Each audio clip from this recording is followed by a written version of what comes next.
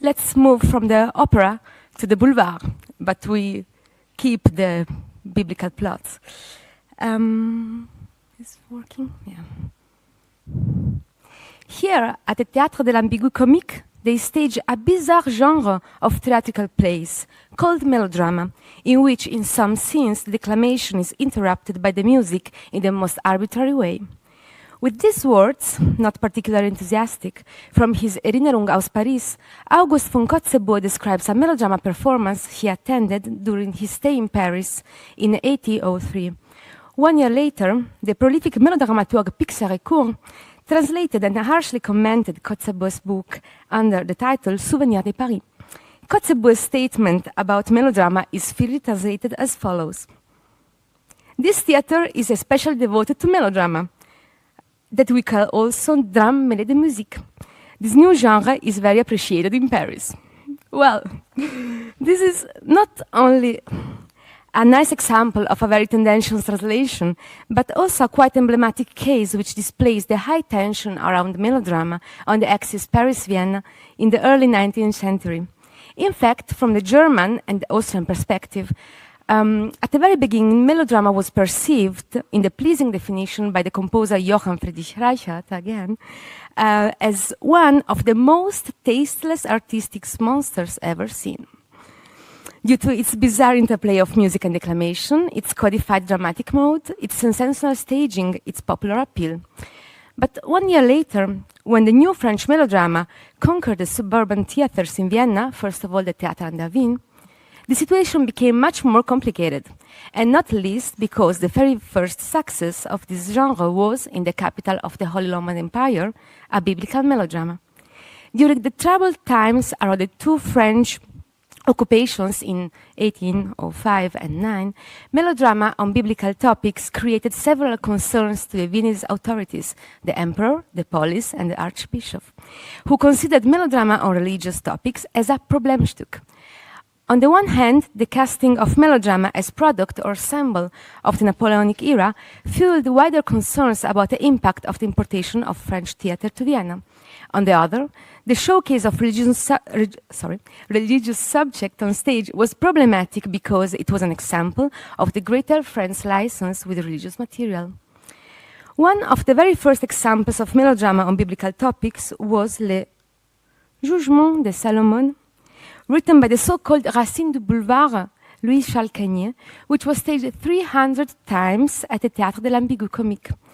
The biblical episode was freely adapted and contains all the features of the melodrama genre. The scene of the judgment comes only in the third act, while the rest serves as a prologue to sketch the psychology of the characters, the good, the villain, the hero, and the relationships, the love story, reveille, and so on. This melodrama marked crucial moments of the Napoleonic calendar. Staged in 1802, on the wave of religious revival following the Concordat with the Church, Le Jugement de Salomon was performed in 1804 on the eve of the Napoleon's coronation, and many other occasions in the following years. In Vienna, 2 years later, the fashion of melodrama began with the adaptation of this play. Salomon's Urteil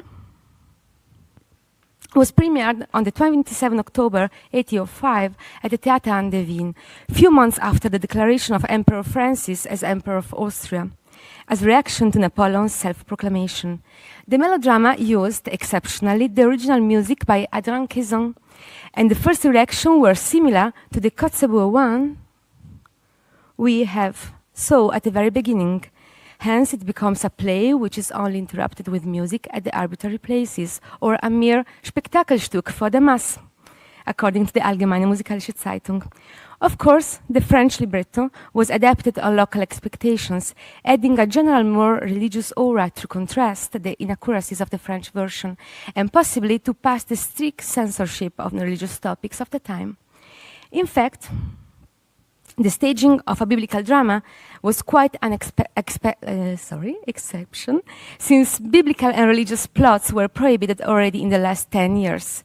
In 1795, the Theaterzensor Franz Karl Egelin wrote a Denkschrift, a memorandum, an important document to provide guidance for Hungarian censors, which contained precepts which will last until 1848.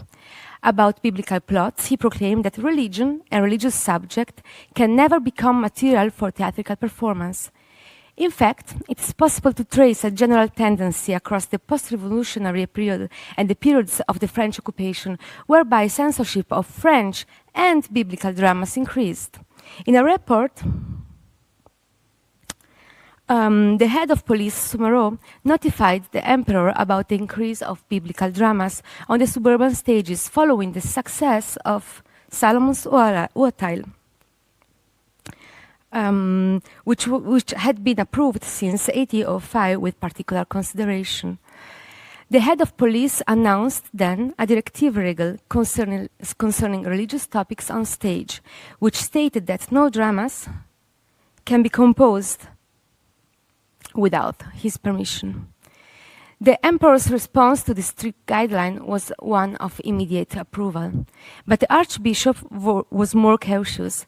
As well as declaring support for the censor's decision, he expressed tolerance for biblical melodramas, at least when written and performed by skillful men, bringing the most beautiful consequences for morality and the revival of good principles.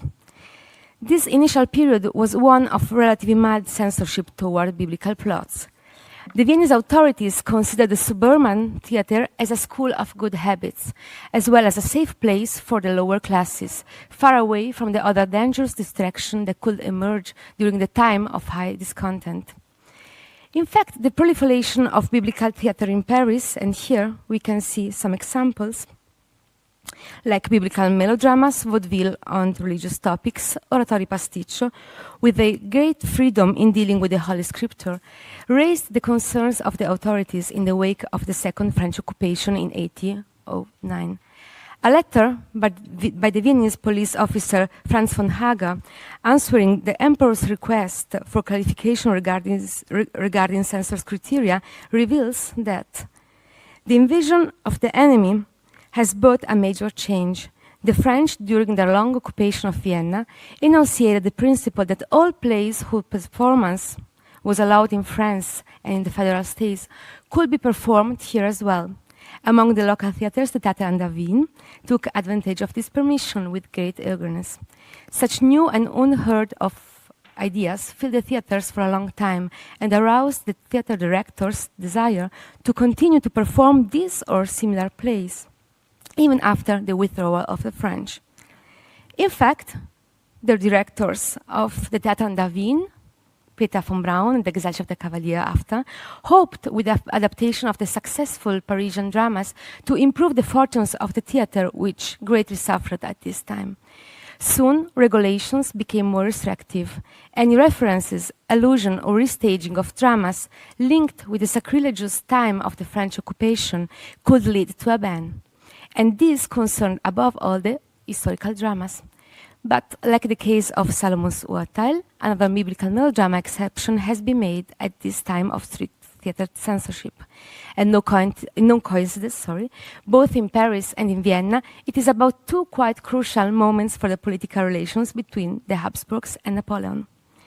Let's go back to Paris in year 1805, this time at the Théâtre La Gaîté.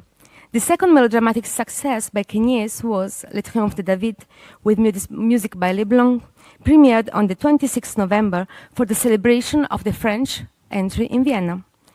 The Courrier des Spectacles announces with emphasis the first night. One could not have chosen a better time for the celebration of the triumph of the King of Israel than the one in which the triumph of the French monarch thrilled all the souls. The song which praised his victories joined naturally the exaltation of David on his triumphal chariot. Here we have the success of the melodrama. Each allusion was followed by a thunderous applause. It is not the first time that the plot of David and Saul was brought on stage, but this one is without a doubt the best we have ever seen. In fact, the story of Saul and David was already staged at least 2 times shortly before Queniers' melodrama. Not only an unfortunately lost melodrama called Saül et David, ou Le Triomphe des Juifs, staged already in 1804 at the Théâtre de la Cité, but above all, Saül, oratorio mise en action, um, commissioned by the opera on the wave of Haydn's Schöpfung. Napoleon found in the biblical episode of Saul and David the legitimation of his role, as he stated in a letter to the Minister of Police, Joseph Fouché, in 1805. Instead of being a tyrant, the one who will succeed him will be the nation's savior. The oratorio Saul is nothing different, a great man succeeding a degenerated king. As we can read from a contemporary review, the idea of staging a biblical oratorio was primarily considered a means of awakening the curiosity of the audience for a super spectacle that would be completed by pomp and decorations. In fact, an interpretation of biblical material that would remain central to its melodramatic treatment. The oratorio potpourri and the melodrama Le Triomphe de David share the same émergence dramatique, which leads to a free style of dramatization of biblical episodes, as well as a political meaning. Kenyetz listed and justified in the preface his new dramatic expedients: combats, special effects like the phantasmagorie, a pompous staging, and dramatic inventions, rather free in dealing with the Holy Scripture, as in the case of Le Jugement de Salomon. The biblical story of Saul, the old king, and David, the new one, overlaps with a recent history. The rivalry between David and Saul is a way to bring on stage the legitimation of Napoleon's role, his subjugation on the Bourbons, and his recent victory on the Habsburg. A similar symbolic evidence is contained also in the melodrama parody, which followed the success of Le Triomphe de David. Les Rois des Piques, the Trèfle and the Roi des Piques ou les Rêveurs. This melodrama and vaudeville is all played on card games, recalling the symbols associated with the characters of the Bible or the mythology, as well as the parodies which link the card kings and the Bourbons during the revolutionary period. And here I just found two examples. I'm not sure if it's a topos, but I feel quite interesting, this link. So the characters of Le Triomphe de David are mocked as follows. The Ombre de Piquet is Samuel's ghost, referred to two card games, Ombre and Piquet, while David is traditionally associated with Roi de Pique, while Saul becomes here Alexandre, Roi de Trèfle. This is possibly linked with the Russian Tsar Alexander I. 3 weeks before the premiere of the parody, on 2nd December 1805, Napoleon, Francis of Austria, and the Tsar Alexander were fighting in the Battle of Austerlitz, also known as the Battle of the Three Emperors. From many aspects, I unfortunately don't have the time to recall them now, we can notice that the vaudeville is not only a parody on Kenyet's melodrama, but a review of the recent political events. So, as we have seen, the melodrama Le Triomphe de David and its parody may be intended above all as a big celebration of Napoleonic triumph on the Habsburgs, as well as the legitimation of Napoleon's role. But what happens when this highly political melodrama will be adapted in Vienna 5 years later? Why the Viennese authorities permitted the staging of a melodrama which celebrates the triumph of David, that is, the enemy Napoleon? We are shortly, in fact, after the second French occupation in Vienna, which brought the empire of the Habsburg to the very dust. The marriage between Napoleon and Marie-Louise of Austria, celebrated in Paris on the 1st and 2nd April 1810, was conceived by Metternich and the emperor as the solution to re-establish order in Europe. A few days later, on the 7th April, the Théâtre Andavine brought on stage the adaptation of Le Triomphe de David, under the title, no coincidence, of Saul, König in Israel. The melodrama seemed to be a perfect subject for the circumstances of the time, as well as Vienna was straddled between the obligation to pledge allegiance to France because of the marriage and the need to come to terms with the trauma of the French occupation and the defeat.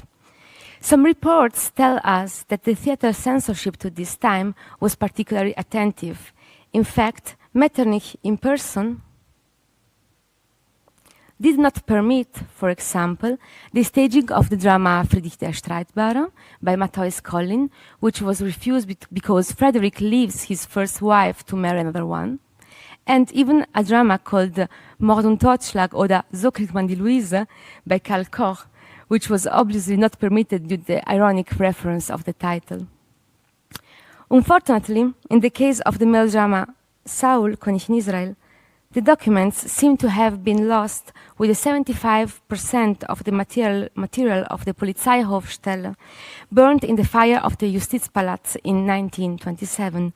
And it's hard to define if it's more about a process of self-censorship led by librettist and composer or external police censorship. Possibly it was a combination of the both.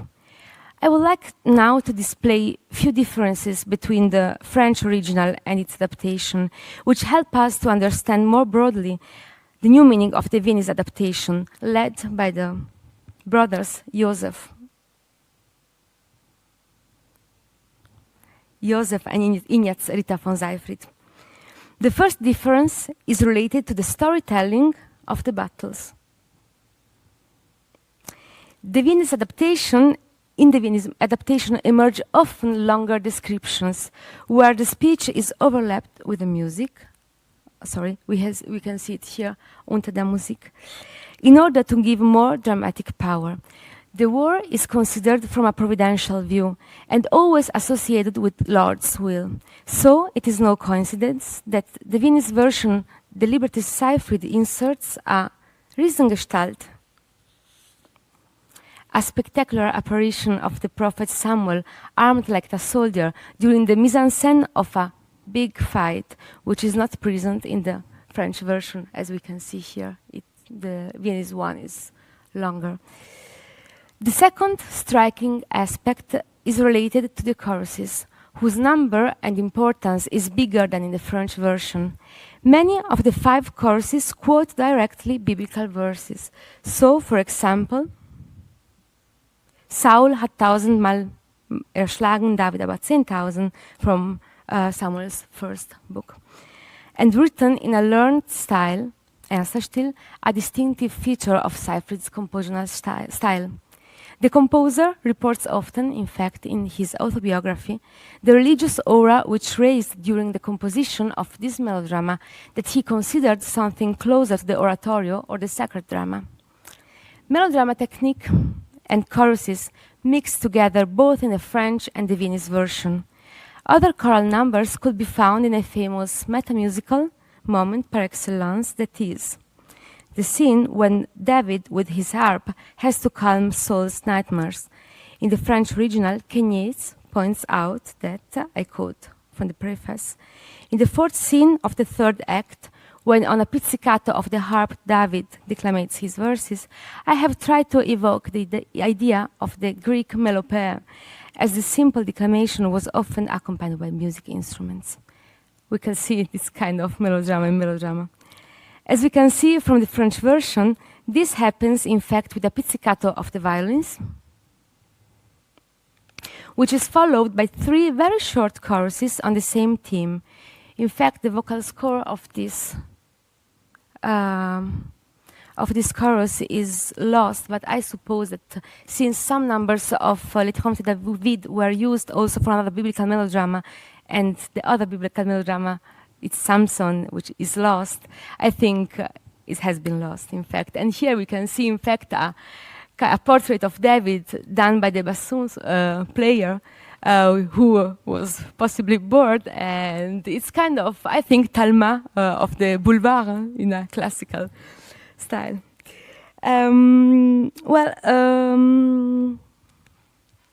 In the Viennese version, Seyfried composes 3 longer melodramatic numbers, where the speech is interrupted by the music, and here we have a piano score, which is quite an exception for this repertoire, as we can see, for the piano reduction, sorry.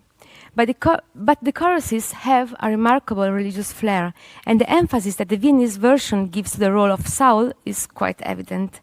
In the melodrama, all is about Saul's triumph and glory, And this theme that we can see here, in fact, is also the main theme of the overture, which is treated with a learned style in a very long fuga to the whole overture. But the third big difference is, in fact, at the end of the melodrama, where we can find the key of the Viennese interpretation of the Saul David story. In the French original, Ken Yeats declared his new dramatic expedient. In order to have more dramatic power, Saul doesn't die at the end of the play, but he knows that he has only few days left to live. The final scene, when Saul blesses the union of his daughter and David, is a fact that could recall to the audience the recent marriage between Napoleon and Maria Luisa.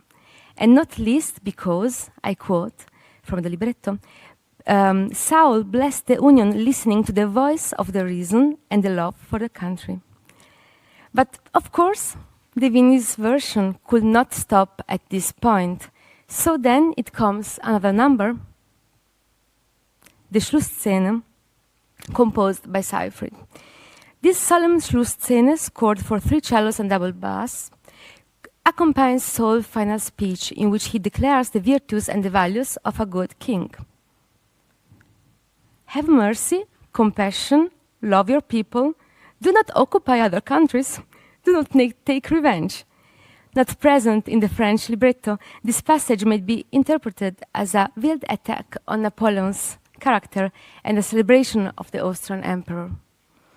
So, as we have seen, the process of adaptation of melodrama in Vienna faces different attitudes. Composers and librettists sacralized the melodrama through the several quotes of the Bible and the use of the choruses recalling the tradition of the oratorio and the sacred drama. This more religious aura has to be understood as an attempt to distance imported works from the less pious French approaches to religion. The danger of mixing various sacred genres and thereby confounding them, along with the danger of melodramatizing, that is, popularizing the biblical subject, led the Viennese authorities to be very careful towards biblical melodrama. So, when such melodramas were permitted, and so only 2 exceptions in 10 years, it was above all as a way to display a review of the recent facts from the Viennese perspective. As in Paris, also in Vienna, melodrama was a necessity to re-establish values after the long revolutionary drama, according to Charles Nodier diagnosis in the 1840. With its sensational staging, its speaking out of Hollywood, it's displaying the providential worldview of the war. The Viennese melodrama is a way to give voice and body to the traumas, the fights, and the ghosts of one of the most troubled and melodramatic times between the 2 countries. Thank you very much.